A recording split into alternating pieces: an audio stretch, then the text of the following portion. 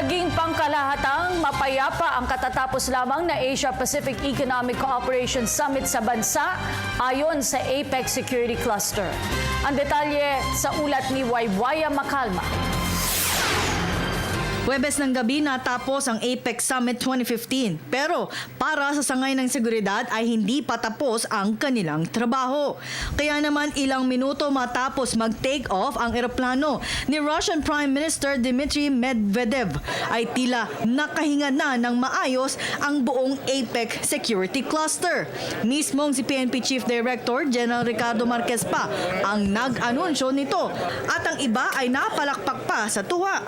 Para sa PNP, kung susumahin ay matagumpay ang pangkalahatang seguridad na ginanap sa bansa. Kaya naman sa initial assessment ay naging generally peaceful ang seguridad habang idinadao sa bansa ang APEC Summit. When you're trying to secure 21 heads of state, hindi ka makakahinga ng ayos. Yung adrenaline ng mga tao natin dito sa harapan hanggat hindi nakaka-take off yung last economic leader, patay yung tao sa ground.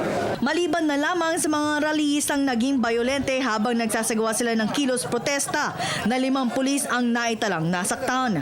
Pero sa kabila niyan ay tuloy pa din ang trabaho ng mga kawani ng gobyernong kasapi sa APEC Security Task Force dahil kaagad silang pinulong para malaman ang pangkalahatang assessment sa sektor ng seguridad.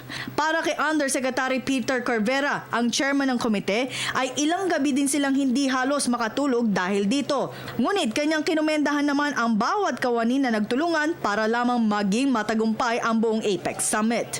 So siguro by tonight, makareceive kami ng last official text from our Joint Task Force Commander na no untoward incident.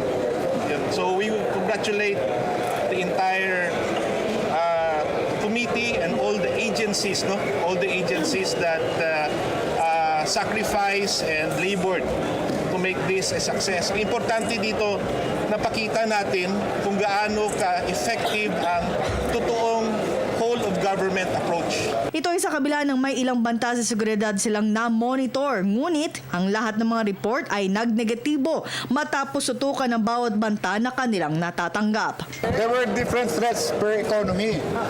Ang nangyari, kasi sabi natin doon sa mga pumunta dito ng security forces, look, responsibilidad namin, i-secure kayo, pero it is also your responsibility to help us. Isang team lang tayo. Kaya nagbibigay rin sila ng information na sa amin. Kaya namin more or less neutralize yung iba.